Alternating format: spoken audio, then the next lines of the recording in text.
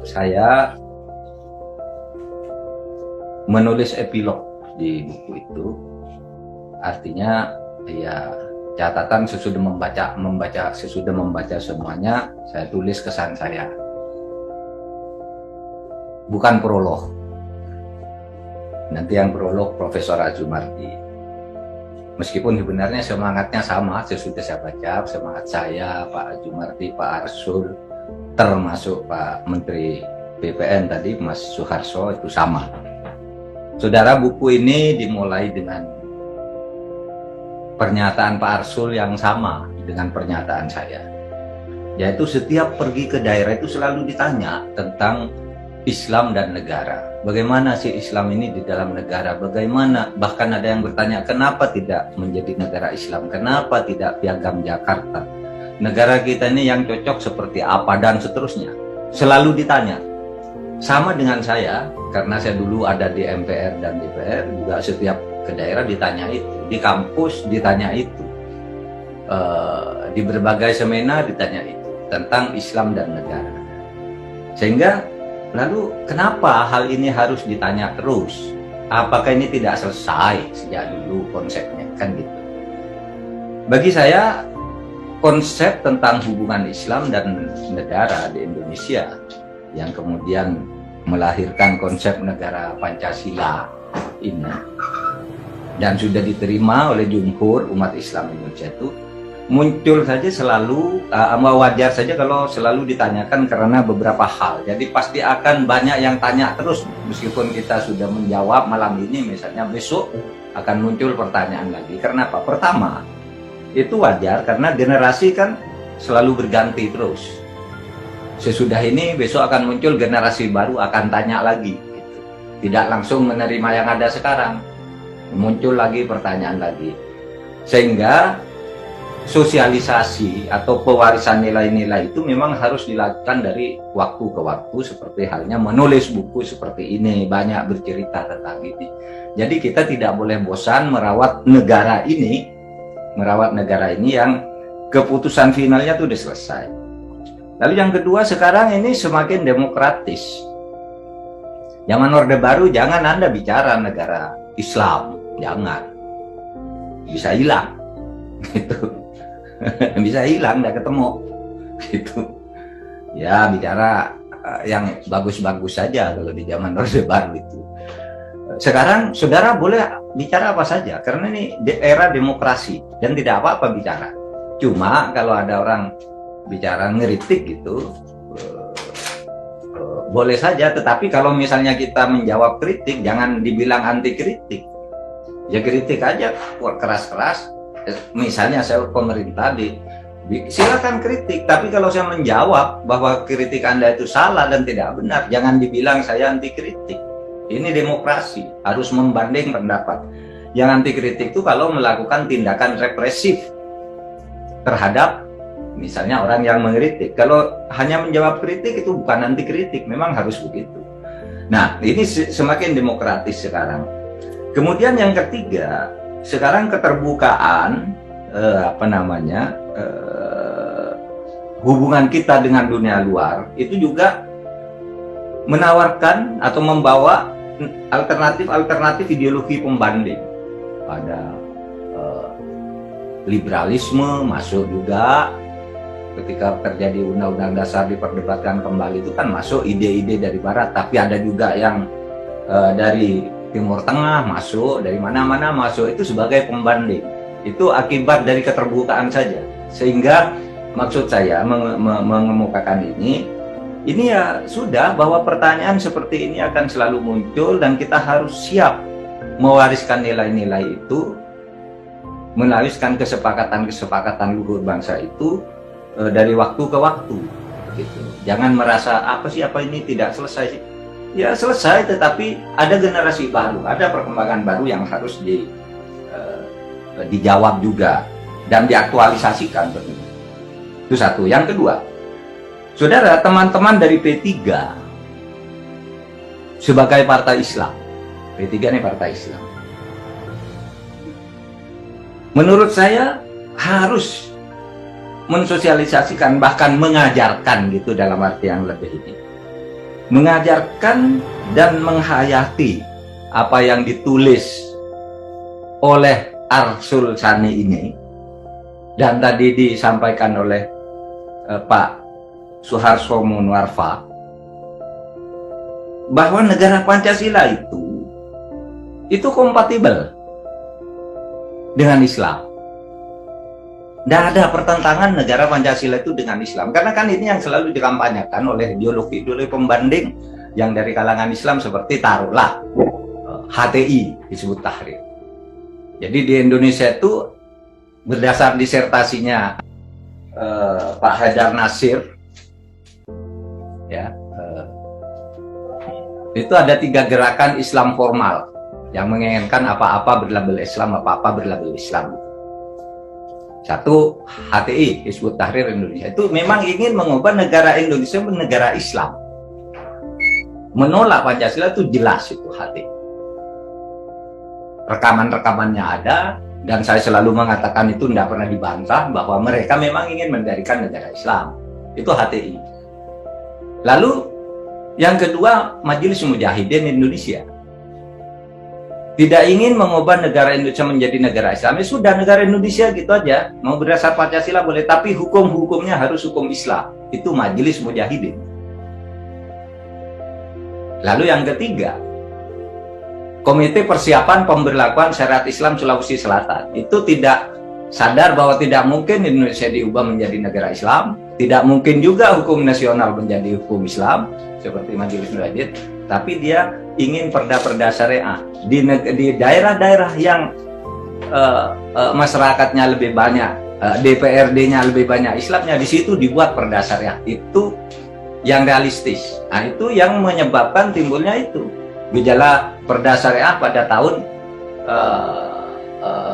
90-an, 2000, sekitar 2008 dan sebelumnya itu kan ramai itu perda-perda syariah. Itu gerakan dari KSPPI, Komite KPPS SI, Komite Persiapan Pemberlakuan Syariat Islam Sulawesi Selatan. Jadi ada 3 itu gerakan Islam formal berdasar hasil penelitian Haidar Nasir.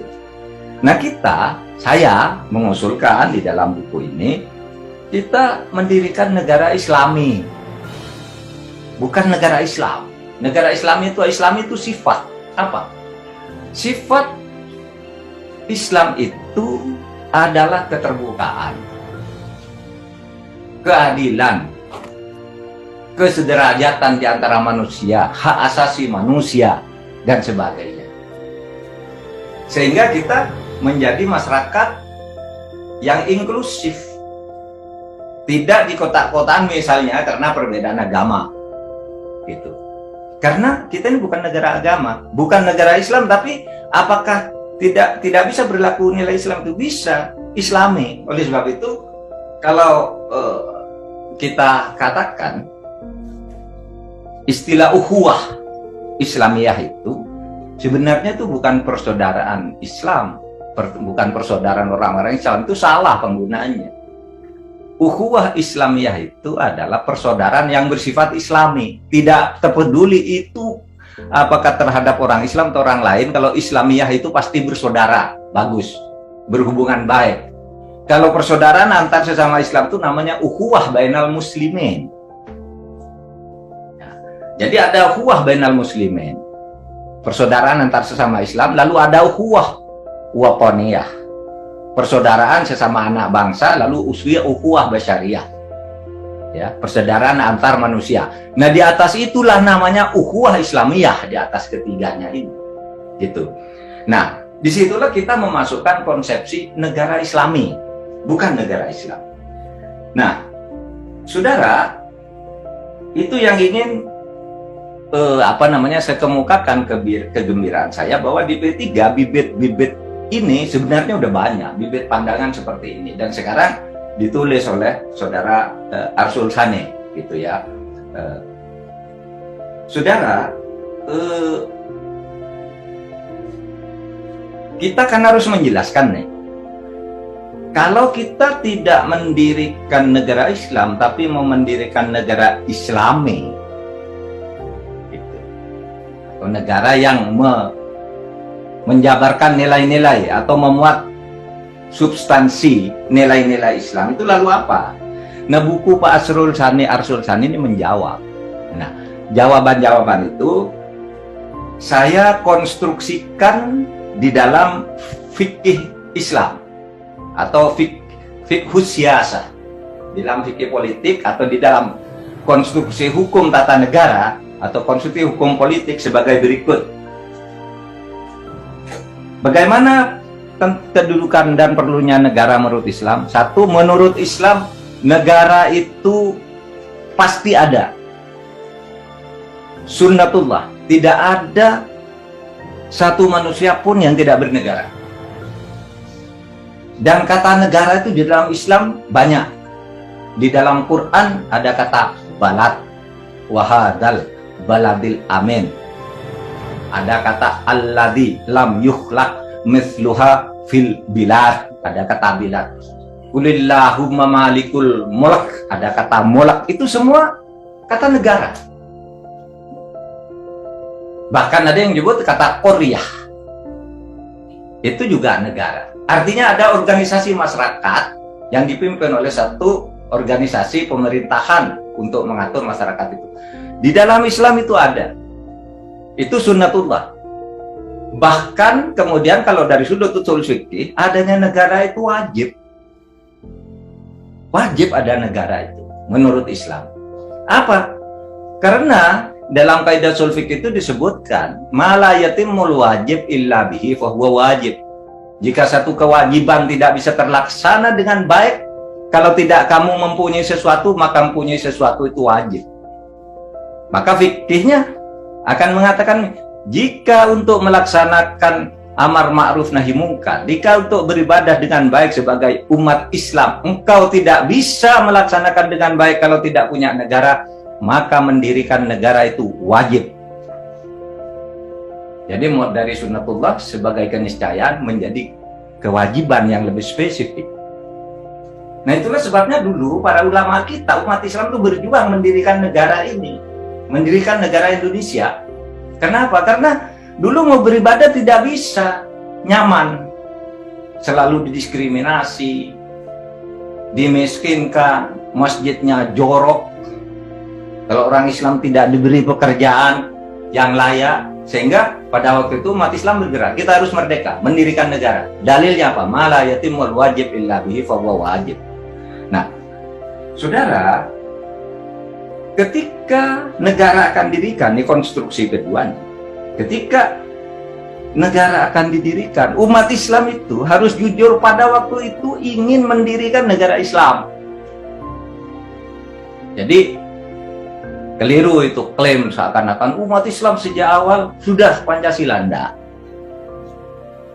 Sidang BPUPKI tanggal 1 Juni 1945 itu macet karena ada perbedaan. Yang Islam ngotot ingin mendirikan negara Islam, yang tidak Islam tidak, saya ingin negara kebangsaan gitu. Macet, sidang ditutup, baru kemudian lahir Piagam Jakarta. Dan pembuat Piagam Jakarta itu adalah Bung Karno. Bung Karno yang berpidato pada tanggal 10 Juli, saya meminta dengan hati menangis, terimalah Piagam Jakarta ini. Bung Karno yang mengatakan itu tertulis di dalam risalah-risalah persidangan itu. Bahkan Bung Karno mengatakan gitu, saudara, saya minta izin, minta maaf kepada forum BPUPKI, panitia pendiri negara ini. Kenapa? Karena saya telah melanggar prosedur. Apa itu melanggar prosedur? Saya membentuk panitia 9 dan membuat Piagam Jakarta. Ini panitia ilegal, kata Bung Karno ini. Tetapi buat apa prosedur-prosedur itu? Buat apa legalitas prosedural itu kalau tidak bermanfaat? Itu harus dibuang ke ruang sampah. Sekarang perang Pasifik meledak, negara harus segera berdiri, maka saya membuat Piagam Jakarta. Minta panitia persiapan panitia BPUPKI menerima konsep ini. Dengan rasa menangis, kata Bung Karno. Disahkan kemudian Piagam Jakarta itu di dalam sidang BPUPKI 10 sampai 16 Juli diterima. Saudara, pada waktu itu. Jadi pada waktu itu memang ada keinginan mendirikan negara Islam, lalu muncul kompromi itu. Nah, kemudian sesudah itu tanggal 18 kompromi itu diperbaiki lagi. Apakah itu sah? Ya sah, memang begitu prosedurnya. Kan namanya Badan Penyelidik Usaha Persiapan Kemerdekaan Indonesia, mempersiapkan rancangan. Yang mengesahkan siapa? PPKI. Udah, janganlah pakai Piagam Jakarta, pakai ini aja Pancasila, selesai. Nah saudara, itu artinya apa?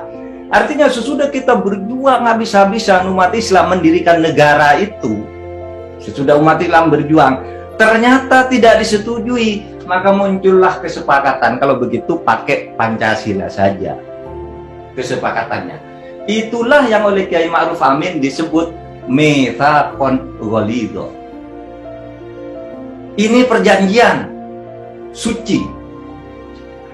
Kalau dalam Islam harus ditaati kesepakatan menerima Pancasila sebagai dasar negara ini. Kalau Muhammadiyah menyebut ahlul ahdi wasyahadah, udah Pancasila itu selesai, jauh beribut lagi. Sudah final, sudah final. Loh, kalau final di mana letak Islam di situ? Letak Islam di situ. Pancasila itu ketika diperdebatkan, ada yang menguruskan negara Islam, nggak tidak, maka Bung Karno atau semuanya pada waktu itu mengatakan agama tetap ada, Islam tetap bisa hidup dengan subur. Bahkan Bung Karno mengatakan kalau ingin umat Islam menjadikan hukum Islam di negara ini berlaku, berjuanglah habis-habisan kamu rebut kursi DPR itu. Di situ buat kamu hukum Islam. Itu pidato Bung Karno 1 Juni. Artinya boleh umat Islam tanpa mendirikan negara Islam. Bahkan Bung Karno nyebutnya lagi bagus. Siapa disebut orang Islam? Tidak usahlah mendirikan negara Islam. Islam hidup subur di sini, di negara Pancasila ini. Itu pidato 1 Juni. Katakan, seumpama orang Kristen ini, negara Indonesia hukumnya menggunakan letter Kristen, kata Bung Karno. Berjuang, rebut tuh kursi-kursi di DPR. Nah inilah negara yang dinamis. Itulah DPR itu nanti akan menjadi candera di muka untuk memperjuangkan nilai agama masing-masing, lalu dicapai kesepakatan menjadi kesepakatan bersama. Nah disinilah kemudian konstruksi fikihnya muncul. Kalau engkau sudah berusaha untuk menjadikan negara Islam tetapi tidak bisa, maka jangan tinggalkan negara kesepakatan ini, karena engkau bisa masuk tanpa menyebut negara Islam, tapi bisa memperjuangkan nilai-nilai Islami tadi. Mala yudroku kulluhu la yudroku julluhu. Kalau kamu tidak bisa ambil seluruhnya, jangan tinggal yang tersisa, masuk dari situ.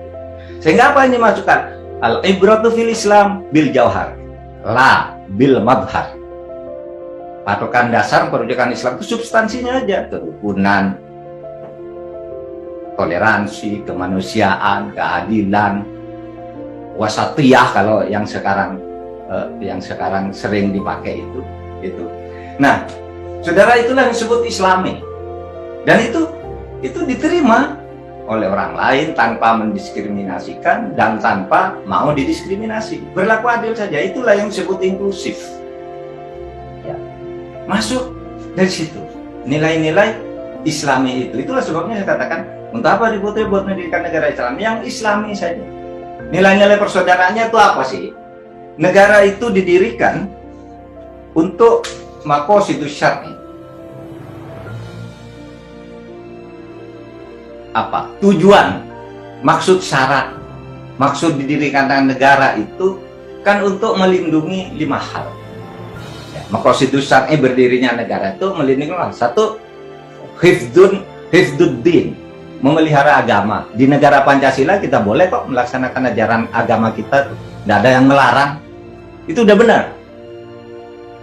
Hifdzun nafs, menjaga jiwa. Negara ini melindungi jiwa manusia dari kesewenang-wenangan, maka kita membuat hukum. Siapa melanggar, mengancam jiwa manusia itu ada hukumannya, dan negara itu turun tangan. Hifdzul mal, menjaga harta. Ada, jangan sembarangan ngambil harta yang bukan haknya.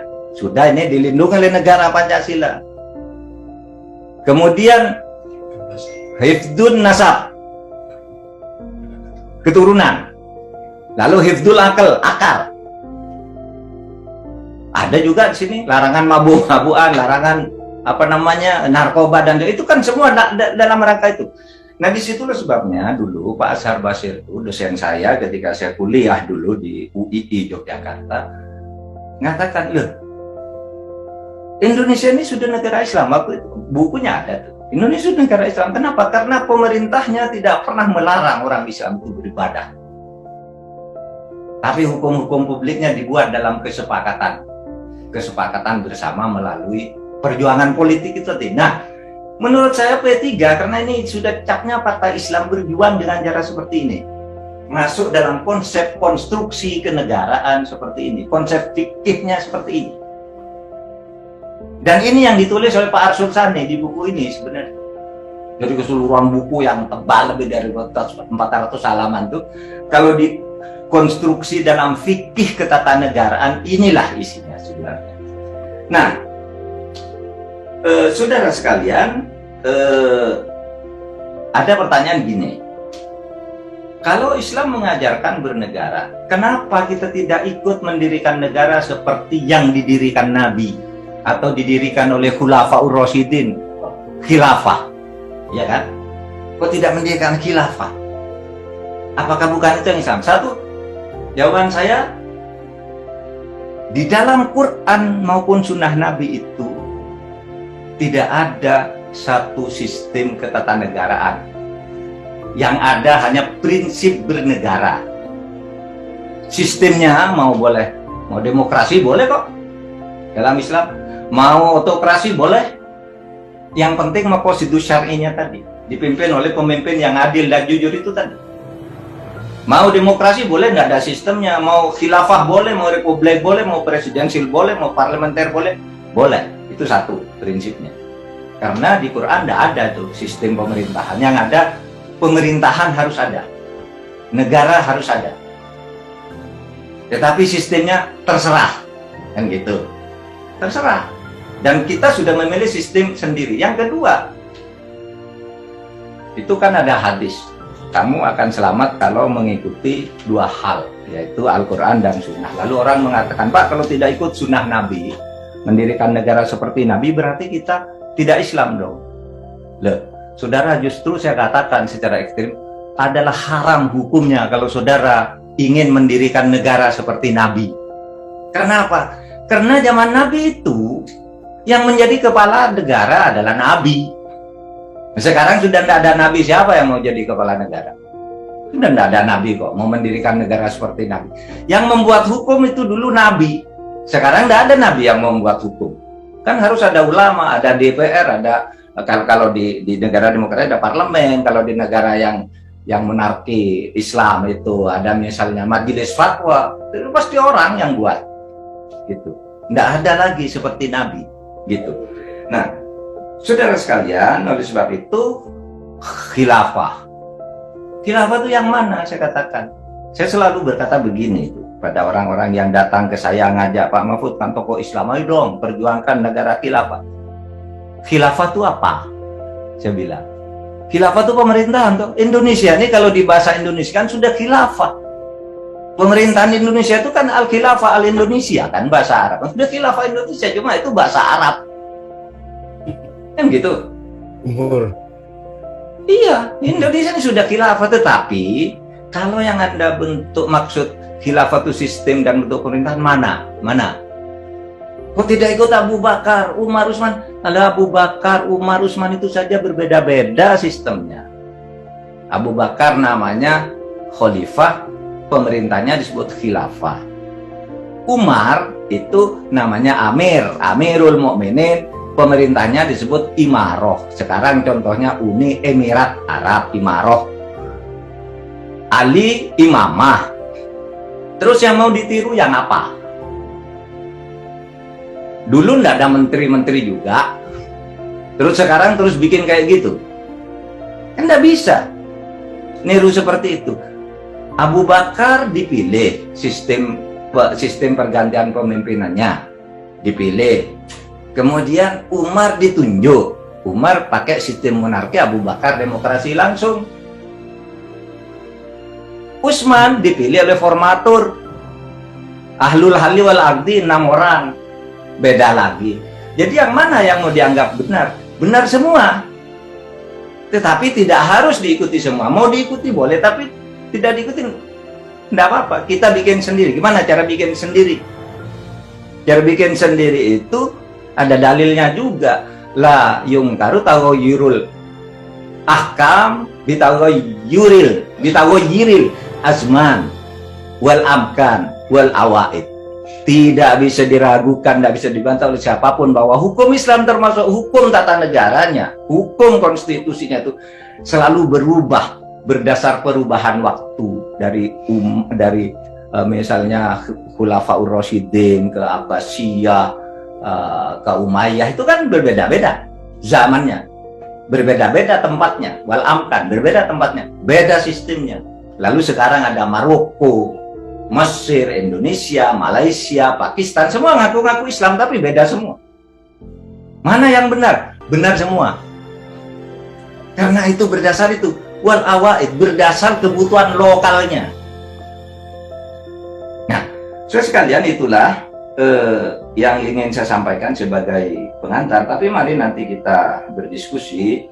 Maksud saya jangan bilang begini, Pak, udahlah ganti aja, Pancasila ini kan gagal nih, membangun kemakmuran, membangun keadilan, ini Pancasila gagal.